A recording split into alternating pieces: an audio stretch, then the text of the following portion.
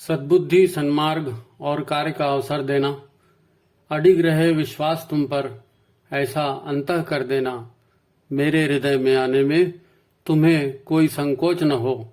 हे गुरुदेव, मुझे नजरों से दूर कभी न होने देना। हे गुरुदेव, मुझे नजरों से दूर कभी न होने देना। नमस्कार, गायत्री चिंतन धारा देख रहे हैं आप। मित्रों, मनुष्य को अकेले रहने में बड़ा डर लगता है। कोई टीवी देखेगा, व्हाट्सएप फेसबुक देखेगा, कुछ पढ़ेगा, सोएगा, घूमने जाएगा, लोगों से बातें करेगा, फोन करेगा, कुछ न कुछ करेगा, पर शांत बैठना पसंद नहीं करेगा। उसका मन उसे शांत रहने ही नहीं देता। कुछ हमारी स्मृतियां, कुछ आदतें, कुछ संस्कार, वातावरण या माहौल को अनुभव करके हमारा मन भी उसी तरह से कार्य करने को हमें विवश कर देता है। फिर हमारा अहम भाव इसमें जुड़ जाता है। तब हम साफ कहते हैं, मेरे मन ने किया तो मैंने कर दिया। फिर बुद्धि भी तर्क देती है, और क्या कर सकते थे, यही सबसे अच्छा ऑप्शन था, मैंने ठीक ही किया, सभी ऐसा करते हैं। हर आदमी के पास खुद को सही सिद्ध करने के ढेरों तर्क होते हैं। आपने भी अनुभव किया होगा। दरअसल हम भी इस प्रकृति और पर्यावरण का ही हिस्सा हैं। जैसे हमारा मन है, ऐसे ही परिवार, संस्था, समाज का सब सामूहिक मन, सामूहिक चेतना और सामूहिक संस्कार भी होते हैं। हम परिवार में, संस्था में, समाज में रहते हुए इनसे तालमेल बिठाकर चलने का ही प्रयास करते हैं। ऐसा होते रहता है क्योंकि हमारा मन इसी में सुविधा देखता है। दूसरे शब्दों में इसे ही समाज की भेड़चाल कहते हैं। हम पर सामूहिक मन का प्रभाव बड़ा जबरदस्त होता है। फैशन के वस्त्र और वेशभूषा हम धारण करते हैं। आपका दर्जी, आपका नाई, आपकी पार्लर वाली बाई, सब आपको इसके लिए प्रेरित करते हैं। सब आपसे यही कहेंगे, आजकल यही चलन में है।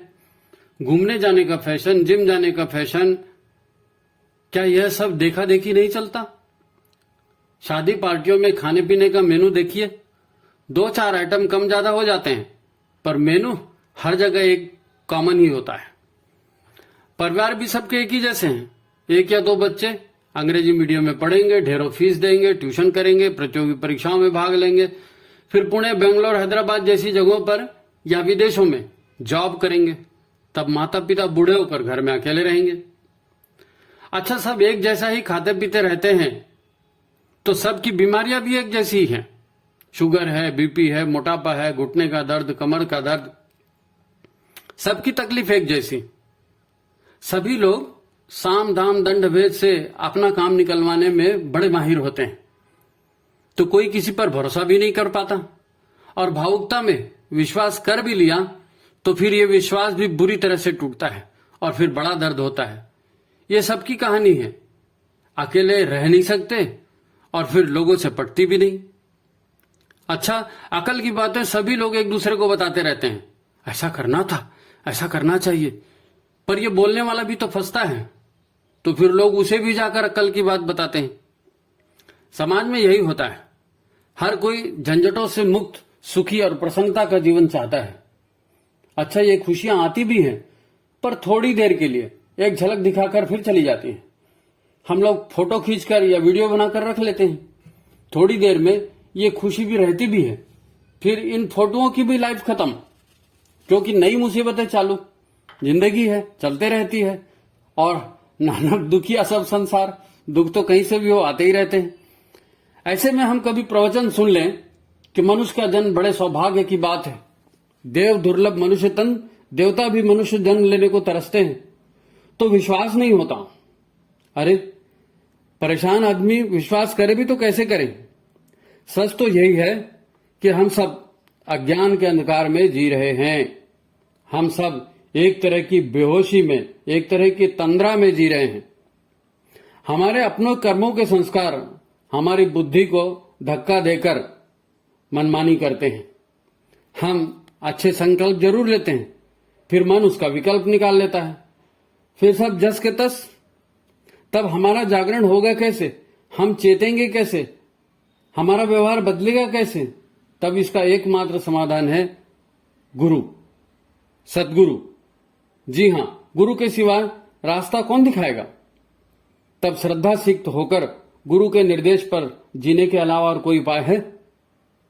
आपने आपको हम खाली करें, गुरु के पास जाएं। मतलब अपने विचार, अपनी मान्यताओं, धारणाओं को एक तरफ रखकर गुरु के निर्देशों पर चलना होगा, तभी बनेगी बात। अपनी जीवन क्रियाओं को साधेंगे नहीं तो परिणाम भी नहीं बदलेंगे, सब कुछ वैसा ही चलते रहेगा।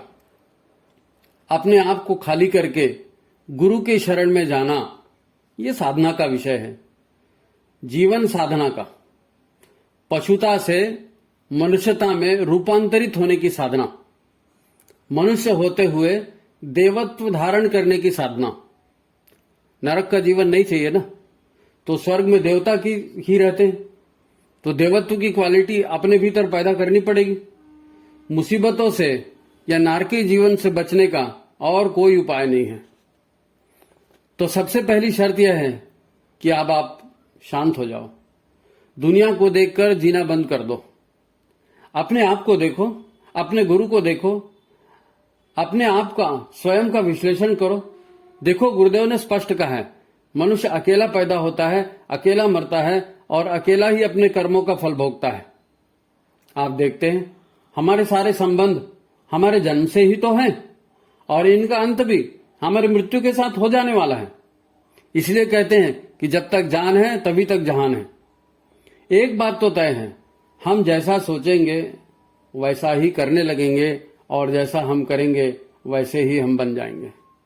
आज हम जो कुछ भी हैं वो हमारे सोचने और करने का ही तो परिणाम है। इसीलिए जब गुरुदेव ने युग निर्माण योजना की शुरुआत की तो पहली पुस्तक लिखी, मैं कौन हूं।